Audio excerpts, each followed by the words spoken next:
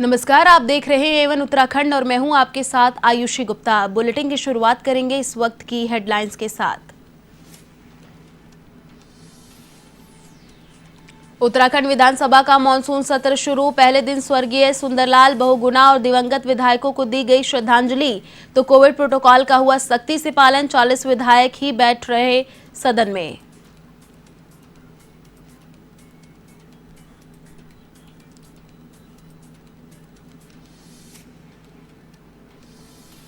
Monsoon सत्र से पहले सीएम पुष्कर सिंह धामी की नेता प्रतिपक्ष प्रीतम सिंह से मुलाकात। नेता प्रतिपक्ष को शॉल व बुके भेंट कर की शिष्टाचार भेंट। तो मुख्यमंत्री का पुष्पगुच्छ भेंट कर किया स्वागत।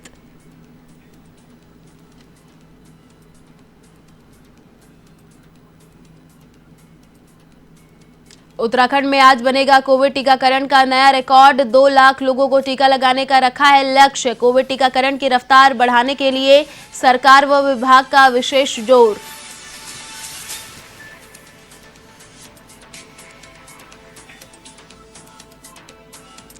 मादक पदार्थों को लेकर अल्मोड़ा पुलिस का चेकिंग अभियान। 55 किलोग्राम से अधिक गांजों के साथ आरोपी गिरफ्तार। गांजों की कीमत बाजार में 2.5 लाख रुपए।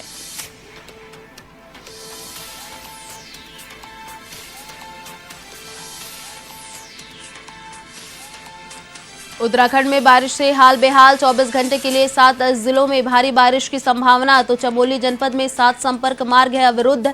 मलारी हाईवे 10 दिन भी रहा बंद।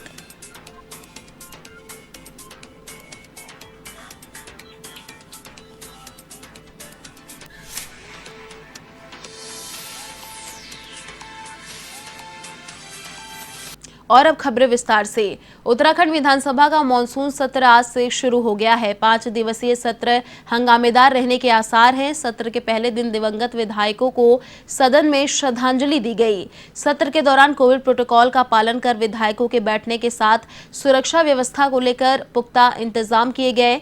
मुख्यमंत्री पुष्कर सिंह धामी ने सत्र के पहले दिन नेता प्रतिपक्ष रही स्वर्गीय इंदिरा हृदयेश गंगोत्री के विधायक गोपाल रावत, हरिद्वार के पूर्व विधायक अमरीश कुमार, पूर्व शिक्षा मंत्री नरेंद्र भंडारी, पूर्व विधायक बच्ची सिंह रावत को श्रद्धांजलि अर्पित की। साथ ही उत्तर प्रदेश के पूर्व मुख्यमंत्री एवं राजस्थान के पूर्व राज्यपाल कल्याण सिंह को भी श्रद्धांजलि अर्पित की गई। इस अवसर पर कल्याण सिंह के चित्र पर पुष्प चढ़ाकर श्रद्धा सुमन अर्पित किए गए। साथ ही पर्यावरणविद एवं चिपको आंदोलन के प्रणेता स्वर्गीय सुंदरलाल बहुगुणा को भी श्रद्धांजलि दी गई।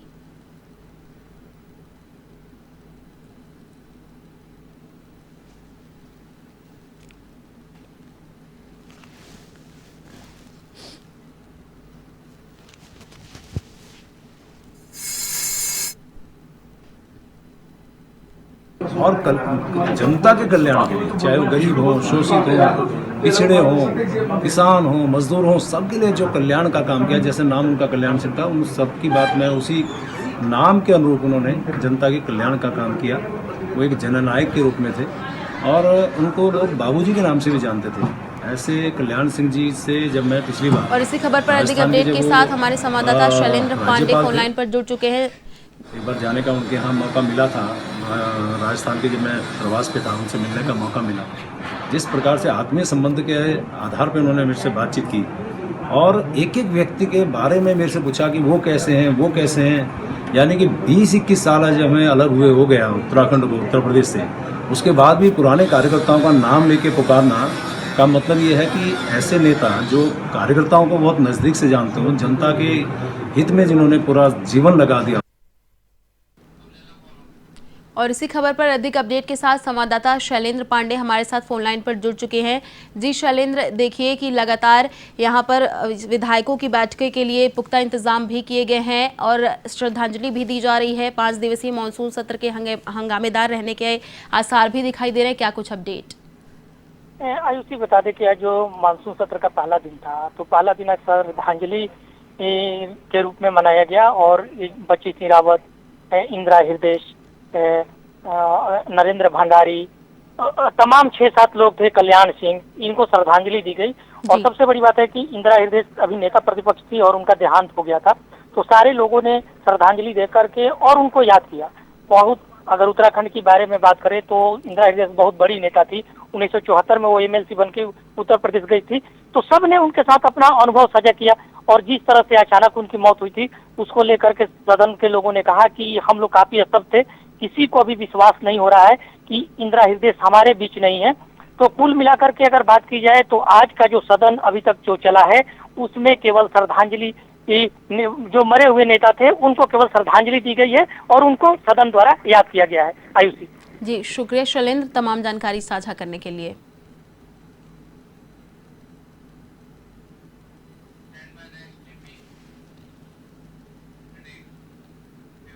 वहीं विधानसभा सत्र शुरू होने से पहले सीएम पुष्कर सिंह धामी ने नेता प्रतिपक्ष प्रीतम सिंह से मुलाकात की और नेता प्रतिपक्ष कक्ष में पहुंचकर उन्हें शॉल व बुके भेंट कर शिष्टाचार भेंट की। इस अवसर पर नेता प्रतिपक्ष द्वारा मुख्यमंत्री को पुष्पगुच्छ भेंट कर उनका स्वागत किया गया।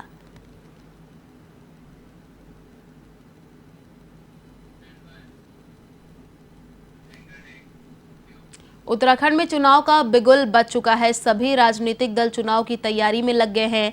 इसी कड़ी में कांग्रेस अब देश में बढ़ती महंगाई को मुद्दा बनाने में लग गई है। इसी को लेकर मंगलौर में 25 अगस्त को एक विशाल रैली और भाजपा सरकार का विरोध किया जाएगा।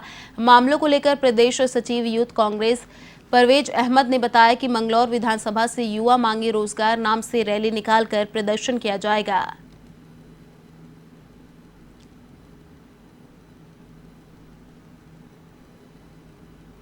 ये 25 तारीख में कांग्रेस जनों द्वारा एक हल्ला बोल प्रोग्राम किया जा रहा है जिससे युवा मांगे रोजगार और महंगाई के खिलाफ। मुख्य कारण इसका मंगलौर विधानसभा से इसकी शुरुआत करने का ये है, जहाँ तक मैं सोचता हूँ कि सबसे ज़्यादा बेरोजगारी हमारे इस पूरे प्रदेश में मंगलौर में ही है। तो इससे बेहतर विकल्प हमारे पास हो नहीं सकता था। तो और बॉर्डर से लगा हुआ क्षेत्र है हमारा यूपी से, तो हम इसलिए ये प्रोग्राम की शुरुआत मंगलौर से ही कर रहे हैं। और इसके मंगलौर के आसपास जितनी भी फैक्ट्रियाँ हैं ये हमारे स्थानीय युवाओं को रोजगार नहीं दे रही हैं। हम इन फैक्ट्री को चेताना चाहते हैं और प्रशासन को भी। खबर उत्तराखंड के अल्मोड़ा से है, जहां आगामी विधानसभा चुनाव को लेकर राजनीतिक पार्टियां सक्रिय हो गई हैं। इसी के तहत कांग्रेस पार्टी में करीब 150 युवाओं ने कांग्रेस का दामन थाम लिया है। प्रशिक्षक कांग्रेस प्रकोष्ठ बिट्टू कर्नाटक ने बताया कि इस बार युवाओं का झुकाव कांग्रेस की ओर है, जिसके चलते युवा कांग्रेस पार्टी की सदस्यता ले रहे हैं।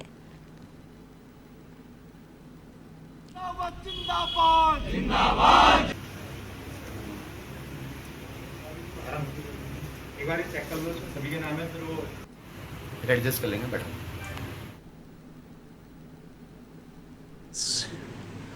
एक पार्टी के रूप में नहीं, एक विचारधारा के रूप में काम करती है। और मेरा मानना है कि आज 2014, 2017, 2019 का जो चुनाव था, चाहे वो लोकसभा के चुनाव रहे हों, चाहे हमारे विधानसभा के चुनाव रहे हों, युवाओं ने एक साथ लामबंद होकर भारतीय जनता पार्टी के पक्ष में वोट दिया। और पिछले कुछ समय से मैं लगातार देख रहा हूँ, ये पूरे प्रदेश का माहौल है कि हमारा युवा लगातार कांग्रेस में विश्वास रख रहा है, कांग्रेस की ओर वापस आ रहा है। कोरोना संक्रमण से बचाव के लिए चल रहे कोविड टीकाकरण में आज नया रिकॉर्ड बनेगा। स्वास्थ्य विभाग ने एक दिन में 2 लाख लोगों को टीका लगाने का लक्ष्य रखा है। सबसे अधिक देहरादून जिले में 1 लाख लोगों को वैक्सीन की डोज लगाई जाएगी। साथ ही आपको बता दें कि प्रदेश में कोविड टीकाकरण की रफ्तार बढ़ाने के लिए सरकार व विभाग का विशेष जोर है। केंद्र सरकार से पर्याप्त मात्रा में वैक्सीन की डोज उपलब्ध हो रही है। इसे देखते हुए सोमवार को पूरे प्रदेश में 2 लाख लोगों को टीका लगाने की रणनीति बनाई गई है।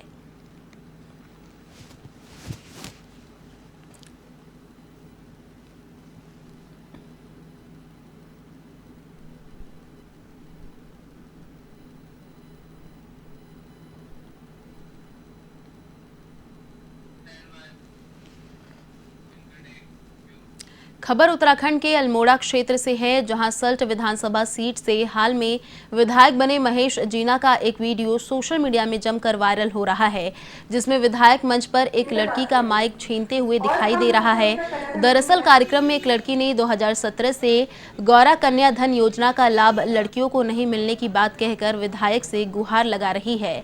साथ ही मामले में सरकार की ओर से कोई सुध नहीं लेने का आरोप लगाया। वीडियो वायरल होने के बाद कांग्रेस विधायक गोविंद सिंह कुंजवाल ने बीजेपी सरकार पर निशाना साधा है। हम सबने 2017 में इंटर पास किया है और हम लोगों को अभी तक कनेक्शन नहीं मिला।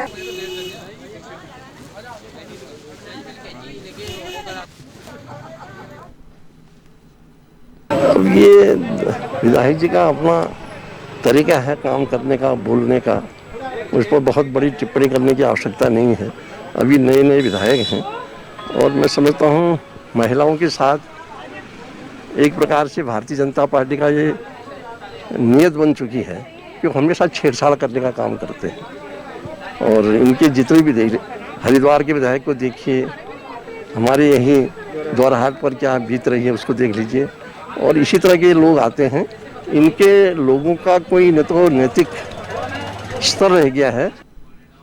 खबर उत्तराखंड के भागेश्वर से है, जहां प्रमुख जनकवि साहित्यकर्मी स्वर्गीय गिरीश तिवारी गिरदा की 11वीं पुण्यतिथि पर प्रेस क्लब की ओर से श्रद्धांजलि सभा और पौधारोपण कार्यक्रम का आयोजन किया गया। प्रेस क्लब के अध्यक्ष चंदन सिंह परिहार की अध्यक्षता में आयोजित कार्यक्रम में स्वर्गीय गिरदा के चित्र पर पुष्प अर्पित कर श्रद्धांजलि अर्पित की, जिसके बाद स्वर्गीय गिरदा की जीवनी, संस्मरणों और योगदान पर विस्तार से प्रकाश डाला। इसके बाद प्रेस क्लब परिसर स्थित गिरदा वाटिका में सामूहिक रूप से चंदन के पौधों का रोपण किया गया।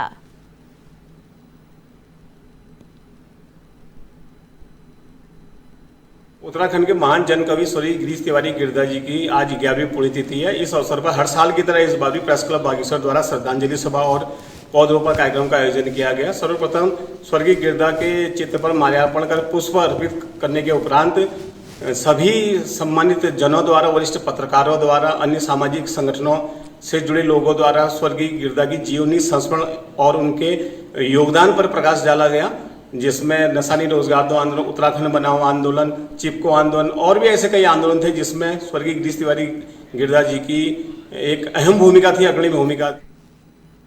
खबर उत्तराखंड अल्मोड़ा क्षेत्र से है, जहां पर्वतीय अंचलों में के प्राचीन मंदिर परिसरों में बने ऐतिहासिक स्तंभ कर्त्यूरी काल एवं चंद काल के जीवंत दस्तावेज हैं। वहीं काष्ठ कला नमूना के स्तंभों में बने कई प्रकार के चित्रण, जिसमें मानव कृति, घोड़ा, हथियार उत्कृष्ट है, जो उस क्षेत्रों के वीरों को याद में बनाए जाते थे। लेकिन संरक्षण के अभाव से यह ऐतिहासिक स्तंभ अपना अस्तित्व खोने की कगार पर है। शोभन जिना विश्वविद्यालय के इतिहास विभाग के प्रोफेसर का कहना है कि इन स्तंभों का ऐतिहासिक महत्व है। पर्वतीय अंचलों के प्राचीन मंदिरों में बने यह स्तंभ उत्तरी कर्त्यूरी काल के बाद चंद शासन के समय बनाए गए हैं, जो काष्ठ कला मानव कलाकृति का ऐतिहासिक महत्व है।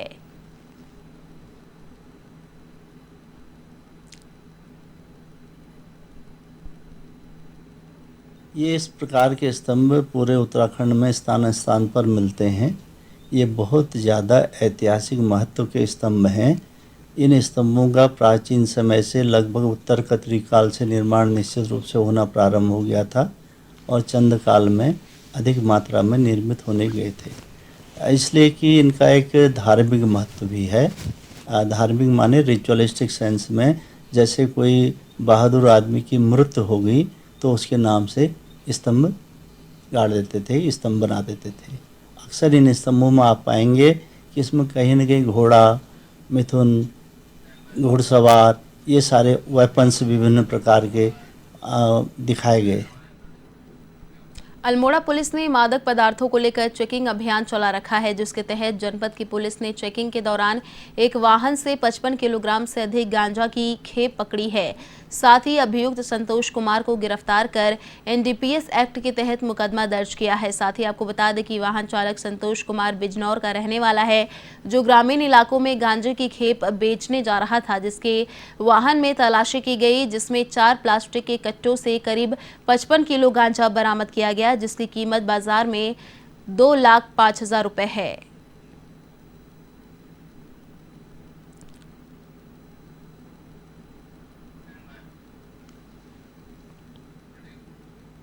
उत्तराखंड के चमोली जिले में चीन सीमा से जोड़ने वाला मलारी हाईवे 10वें दिन भी ठप है। हालांकि मलारी हाईवे पर थमा भूस्खलन थम गया है, लेकिन नीति घाटी में कोहरा होने के कारण अभी तक हेली रेस्क्यू शुरू नहीं हो पाया है। चट्टान से फिलहाल पत्थरों का गिरना बंद है। यहां पर पप बीआरओ की जेसीबी मशीनें हाईवे को खोलने में जुटी हुई हैं, लेकिन अभी तक रास्ता शुरू नहीं हो सका है। जानकारी है कि नीति घाटी के ग्रामीणों की आवाजाही के लिए प्रभावित क्षेत्र में पैदल रास्ता भी बना लिया। एसडीआरएफ और एनडीआरएफ की टीमें ग्रामीणों को सुरक्षित रूप से आना जाना करा रही हैं और मंगलवार तक हाईवे को सुचारू करने की कोशिश की जा रही है। दूसरी ओर बद्रीनाथ हाईवे सुचारू है। चमोली जनपद में रात को हुई बारिश के बाद सोमवार को फिलहाल मौसम सामान्य बना हुआ है। चमोली जनपद में भूस्खलन से अभी भी 7 संपर्क मोटर मार्ग अवरुद्ध हैं।